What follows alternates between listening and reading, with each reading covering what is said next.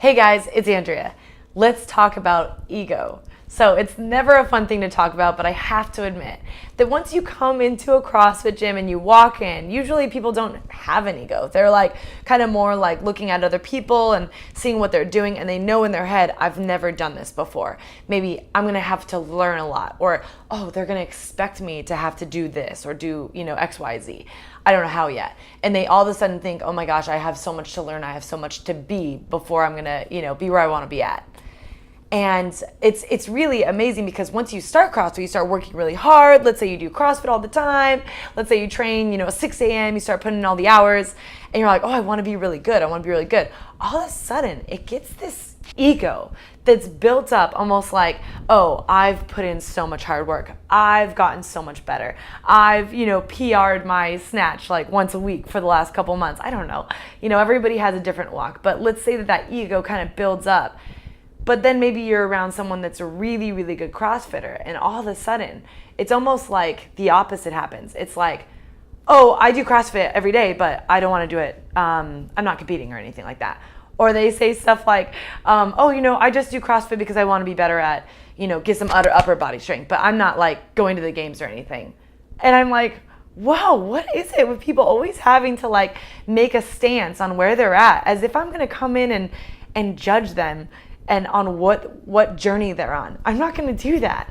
Like, everyone's journey is so different and it's amazing. And I just want you guys to know that you have the freedom to run your own race, your own fitness journey. Who knows, maybe you did Zumba for 10 years and you're like, hey, I'm gonna try CrossFit today, and you're on your first day.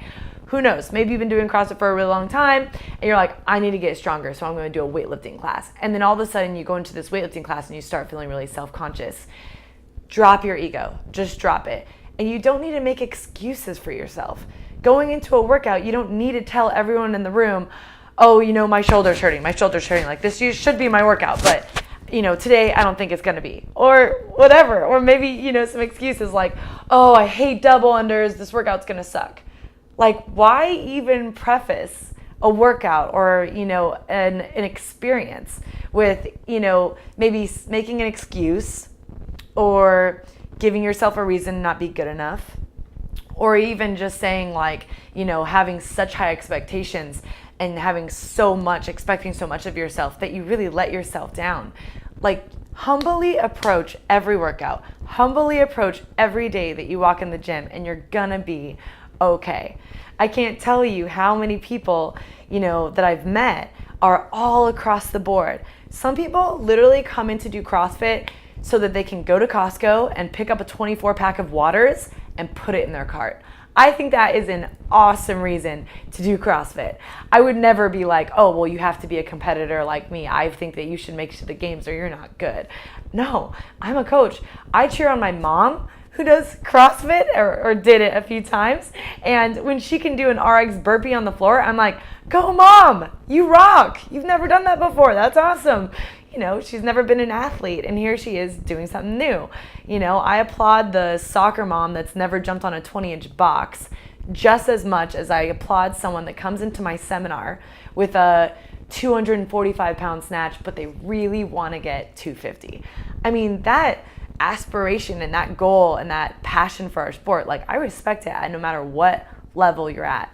So I guess if you're dealing with any of these things that I mentioned, and you're, more dealing with your mindset and like how you should approach things, just come in with a humble attitude. Always be willing to learn and just run your own race. Because at the end of the day, that saying means you can't run someone else's. You can't run some 3-time Olympian's race who's super strong but just needs to learn how to do kipping pull-ups before they could be pretty competitive in local competitions. Like, I came in as a track and field runner. I have great endurance. I don't really even have to try to be a good runner or a good rower or, a good swimmer. I've been doing those things my whole life. But for me, when I approach a barbell, I got to get a little humble. And when I jump on the bar and I'm doing pull-ups next to a lifelong gymnast, I've got to be humbled.